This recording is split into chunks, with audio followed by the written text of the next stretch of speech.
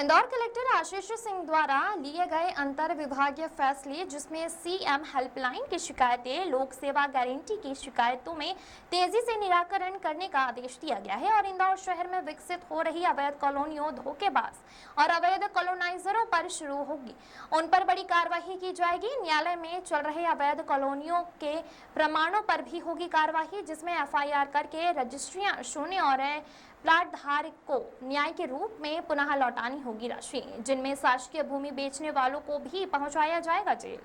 View अवैध कॉलोनियों पर कार्रवाई नहीं करने वाले अधिकारियों, तहसीलदार, आरआई, पटवारियों पर भी होगी कार्रवाई। इसके अलावा कान्हा और सरस्वती नदियों का भी विकास किया जाएगा और अंत में जो भी मुहिम प्रशासन के बीच बंद कर चुका था वह दोबारा शुरू की जाएगी, जिसमें सड़क पर, फुटपाथ पर अतिक्रमण, दुकानदारों द्वारा अवैध दुकान और कब्जा और सामान को लेकर कार्रवाई की जाएगी, जिसमें सड़क को अतिक्रमण मुक्त बनाकर हो रही सड़क दुर्घटनाओं को भी रोका जा सकेगा।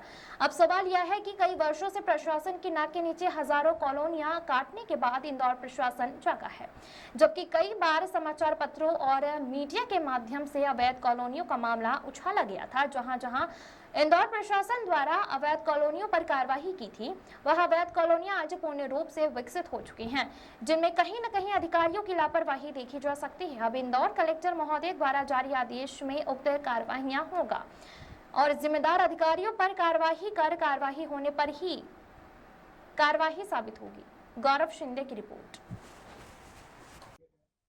टीएल बैठक में अंतर्विभागीय समन्वय के मुद्दे डिस्कस हुए, खासतौर पर सीएम हेल्पलाइन और लोक सेवा गारंटी में प्रकरण जो हैं वो लंबित ना रहें और सीएम हेल्पलाइन में अधिक से अधिक संतुष्टिपूर्वक निराकरण किया जाए, ये निर्देश प्रदान किए गए।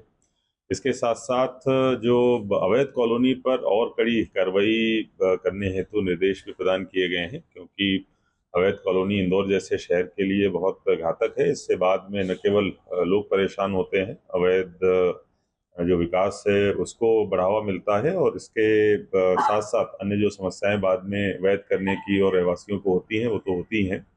हमने अभी तक बड़ी संख्या में एफआईआर कराई है, केसेस चलाए हैं, कोर्ट में प्रकरण लगाए हैं, लेकिन अभी तक हम लोगों ने रजिस्ट्री निरस्त करने की कार्रवाई नहीं करी है। तो इसलिए आज कॉलोनी सेल को ये निर्देशित किया गया है कि जो ऐसे अवैध कॉलोनी के प्रकरण प्रमाणित हुए हैं, जिनमें कॉलम 12 में एंट्री हुई है और इसके साथ साथ एफआईआर कराई गई है, उन सभी में जो रजिस्ट्रियां हुई हैं उनको निरस्त करने के लिए हम लोग कोर्ट में प्रकरण लगाएंगे और जिससे न केवल जिन्होंने गलत तरीके से बेची है उनको पैसा भी वापस करना पड़ेगा और वो रजिस्ट्री भी जो है वो शून्य होगी।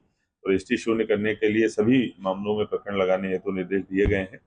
इसके साथ साथ एक हम लोगों ने जो हमारी कान और सरस्वती जो नदियां हैं, इन पे रिवर कॉरिडोर विकसित करने के लिए एक डीपीआर बनवाई थी, टेंडर किया था, जो जिसकी रिपोर्ट हमको प्राप्त हो गई है।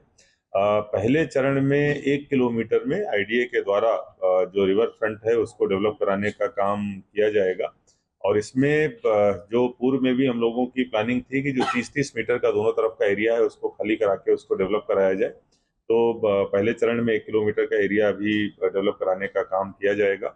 इसके साथ साथ जो हमारी एक ट्रैफिक की मुहिम थी, जिसमें खास तौर पर जो अस्थायी अतिक्रमण, फुटपाथों पर अतिक्रमण था, हम लोगों ने चलाया था। बीच में नगर निगम में चूंकि स्वच्छता सर्वेक्षण चल रहा था, इसीलिए हमारी वो प्रगति धीमी पड़ी थी। अब वो मुहिम वापस कल से पुनः जोर शोर से चलाई जाएगी।